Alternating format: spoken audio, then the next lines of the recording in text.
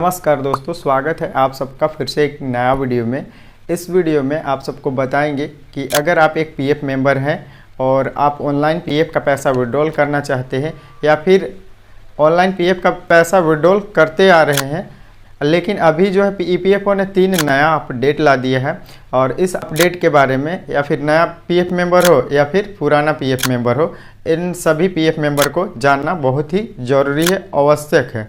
तो अभी जो हम आपको ये 3 अपडेट बताएंगे, 3 अपडेट आखिर आया कहाँ पे है, तो हम आप सबको पहला अपडेट के बारे में बता दें। पहला अपडेट है, जब भी आप पीएफ विड्रॉल करने जाइएगा तो यहाँ पे पीएफ विड्रॉल करते टाइम पहला अपडेट आया हुआ है, अभी हम आपको आगे वीडियो में बताएंगे। और दूसरा जो अपडेट आपका क्लेम से रिलेटिव है और तीसरा अपडेट आपको पीएफ का जो पासबुक पोर्टल है उस पर आया हुआ है। तो आपको एक एक करके बारी बारी से हम आपको अपडेट के बारे में बताएंगे, तो बने रहिए वीडियो में एंड तक। और अगर चैनल में नए हैं तो चैनल को सब्सक्राइब कर लीजिएगा। चलिए चलते हैं लैपटॉप के स्क्रीन पे और आपको देते हैं कंप्लीट जानकारी।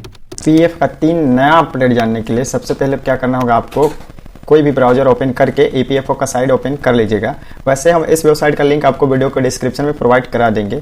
तो सबसे पहले हम आपको पहला अपडेट के बारे में बताते हैं। पहला अपडेट आया क्या है, तो यहाँ पे सबसे पहले आपको पीएफ अकाउंट लॉगिन करना होगा, जब जाके आपको पहला अपडेट पता चलेगा। तो चलिए हम पीएफ अकाउंट कैसे लॉगिन करते हैं यहाँ पे आपको हम बता देते हैं, ताकि आप लॉगिन कर पाइएगा और आप पीएफ का जो नया अपडेट आया हुआ है वो जान पाइएगा। तो सबसे पहले आपको यहाँ पे करना क्या होगा, यहाँ पे देखिएगा तो यहाँ पे online claim member account transfer का ऑप्शन दिया हुआ है, आपको यहाँ पे इस पर क्लिक कर देना होगा। जैसे ही online claims member account transfer पे क्लिक करिएगा तो आपका स्क्रीन पे कुछ इस प्रकार का इंटरफेस ओपन होके आ जाएगा। यहाँ पे देखिएगा इस प्रकार का इंटरफेस ओपन होके आ जाएगा आपका स्क्रीन पे, आप यहाँ पे देख सकते हैं। सबसे पहले आपको यहाँ पे करना क्या होगा, यहाँ पे इस प्रकार का जैसे इंटरफेस ओपन होके आ जाता है तो आपको यहाँ पे करना होगा यूएन नंबर इंटर, और उसके बाद में आपको यहाँ उसके नीचे यहाँ पे पासवर्ड इंटर करना होगा, और उसके बाद में यहाँ पे देखिएगा कैप्चर दिया हुआ है, तो जो कैप्चर है वो यहाँ पे आपको नीचे इंटर करना होगा। जैसे ही कैप्चर इंटर कर लेते हैं उसके बाद में यहाँ पे साइन इन पे क्लिक कर दीजिएगा। जैसे ही साइन इन पे क्लिक कर दीजिएगा उसके बाद में आपका स्क्रीन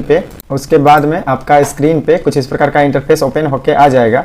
और उसके बाद में आपको यहाँ पे करना क्या होगा बताते हैं हम आपको। सबसे पहले यहाँ पे देखिएगा तो यहाँ पे आपको लिखा हुआ मिलेगा OTP has be send on register mobile number. यहाँ पे आपका लास्ट का 4 डिजिट मोबाइल नंबर भी यहाँ पे शो कर जाता है और यहाँ पे आपको OTP ID भी देखने के लिए मिल जाएगा। तो यहाँ पे क्या करिएगा, यहाँ पे देखिए 1 टाइम पासवर्ड लिखा हुआ है, तो उसके जस्ट बगल में यहाँ पे पासवर्ड इंटर कर दीजिएगा, जो कि आपका आधार लिंक मोबाइल नंबर में जो OTP आया हुआ है ना, वही उसी को यहाँ पे इंटर करना होगा। यहाँ पे कंफ्यूज होने का कोई जरूरत नहीं है, यहाँ पे 1 टाइम पासवर्ड लिखा है, लेकिन उसके जस्ट बगल में देखिएगा तो यहाँ पे इंटर 6 डिजिट OTP लिखा हुआ है, तो यहाँ पे 6 डिजिट OTP इंटर कर दीजिएगा। उसके में यहाँ पे देखिएगा यहाँ पे कैप्चर दिया हुआ है, तो उसके जस्ट नीचे यहाँ पे कैप्चर इंटर कर लीजिएगा। जैसे ही कैप्चर इंटर कर लीजिएगा उसके बाद में यहाँ पे सबमिट पे क्लिक कर दीजिएगा। सबमिट पे क्लिक करते ही आपका स्क्रीन पे कुछ इस प्रकार का इंटरफेस ओपन होके आ जाएगा और आप बोल सकते हैं कि आपका पीएफ अकाउंट भी यहाँ पे लॉगिन हो गया है। यहाँ पे देख सकते हैं आपका स्क्रीन पे कुछ इस प्रकार का इंटरफेस ओपन होके आ गया है और आपका जो पीएफ अकाउंट है अभी सक्सेसफुली लॉगिन हो गया है।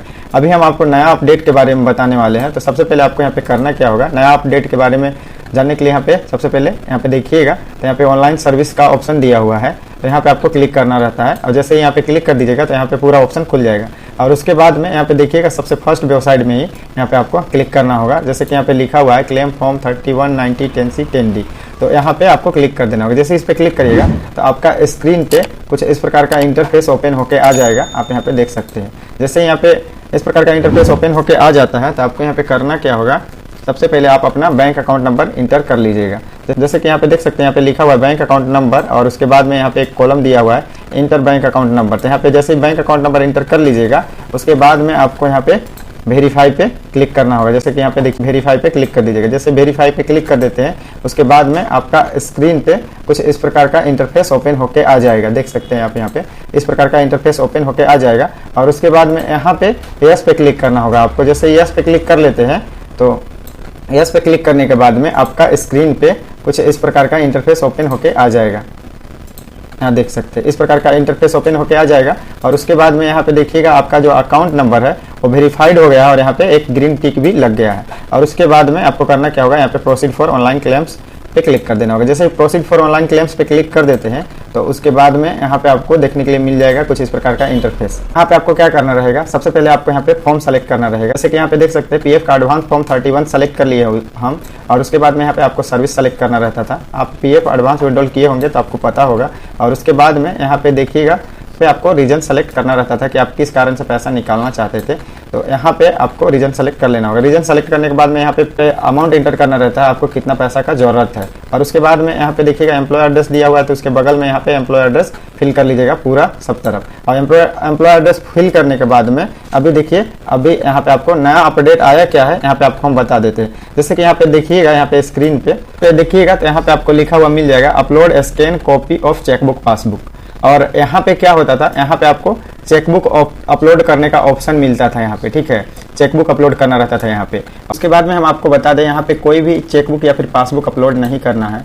यहाँ पे ईपीएफओ ने अपडेट कर दिया है और यहाँ पे लिख भी दिया है कि आपको यहाँ पे ईपीएफओ की तरफ से आपका जो बैंक अकाउंट है वो वेरीफाइड किया हुआ है।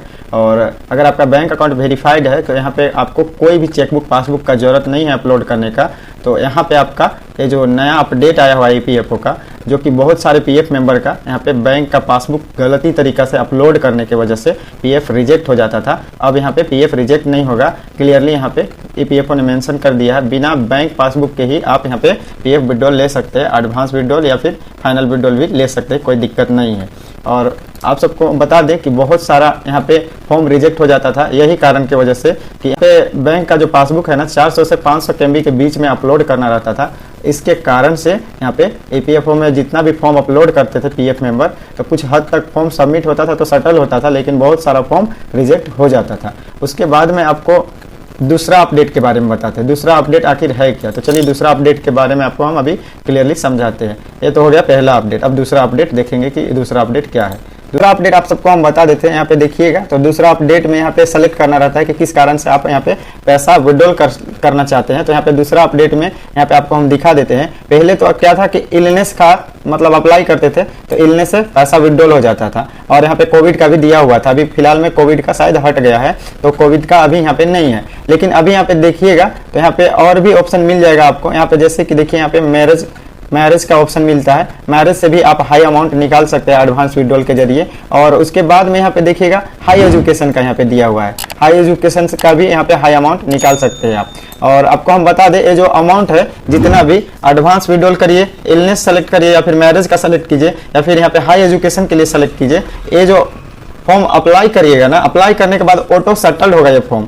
और ऑटो सेटल का मतलब यही है कि मतलब कंप्यूटराइज होगा। जैसे ही आप फॉर्म सबमिट करिएगा तुरंत से आपका फॉर्म सेटल कर दिया जाएगा, जल्द से जल्द आपका बैंक अकाउंट में अमाउंट क्रेडिट हो जाएगा। तो ये भी एक पीएफ मेंबर सब के लिए बड़ा ही अपडेट है, क्योंकि इस अपडेट से आपको फायदा क्या होगा कि जल्द से जल्द आपका बैंक अकाउंट में पैसा क्रेडिट कर दिया जाएगा। ये तो रहा दूसरा अपडेट। अभी हम आपको तीसरा अपडेट बताते हैं। तीसरा अपडेट आखिर आया कहाँ पे है, तो तीसरा अपडेट आपको हम बताते हैं ईपीएफओ का जो पासबुक पोर्टल है वहां पे आया हुआ है। तो चलिए यहाँ पे ईपीएफओ का पासबुक पोर्टल पे चले आते हैं और आपको हम बताते हैं कि कहाँ पे यहाँ पे तीसरा अपडेट आया हुआ है। यहाँ पे देखिएगा ईपीएफओ का पासबुक पोर्टल पे आ गए हैं हम, और आपको हम यहाँ पे बता दें, इस वेबसाइट का लिंक भी आपको हम वीडियो के डिस्क्रिप्शन में दे देंगे, ताकि आप ईपीएफओ का पासबुक पोर्टल पे क्लिक करके डायरेक्टली यहाँ पे ओपन होके आ जाइएगा। उसके बाद में यहाँ पे हम आपको बता दें, यहाँ पे देखिएगा तो यहाँ पे सबसे पहले क्या करते थे हम, पासबुक का जो पोर्टल लॉगिन करते थे, यहाँ पे करना क्या रहता था, यहाँ पे सबसे पहले यूएन नंबर इंटर करना रहता था। उसके बाद में यहाँ पे पासवर्ड इंटर करना रहता था, और यहाँ पे कैप्चर दिया हुआ है, उसको उसके जस्ट नीचे यहाँ पे इंटर करना रहता था।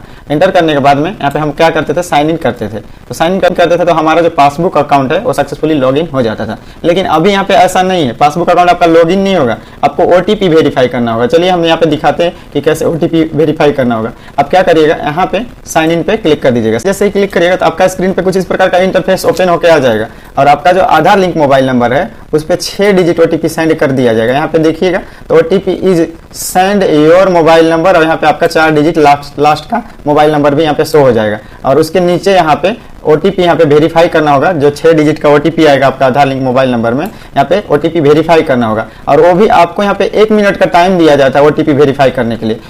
अगर आप ओटीपी पहले वेरीफाई नहीं करते हैं तो आपका जो पासबुक अकाउंट है लॉगिन नहीं होगा, फिर से आपको ओटीपी भेजना होगा, और जब जाके आपका जो पासबुक अकाउंट है वो लॉगिन हो जाएगा सक्सेसफुली। तो आप सबको ये तीनों अपडेट ईपीएफओ का कैसा लगा, आप कमेंट बॉक्स में कमेंट करके जरूर बताइएगा। और अगर इस प्रकार का हेल्पफुल वीडियो पाना चाहते हैं तो आप हमारे यूट्यूब चैनल को सब्सक्राइब करके बेल आइकन ऑन करके रख लीजिए, ताकि आने वाला वीडियो का नोटिफिकेशन मिलता रहे। तब तक के लिए जय हिंद, वंदे मातरम।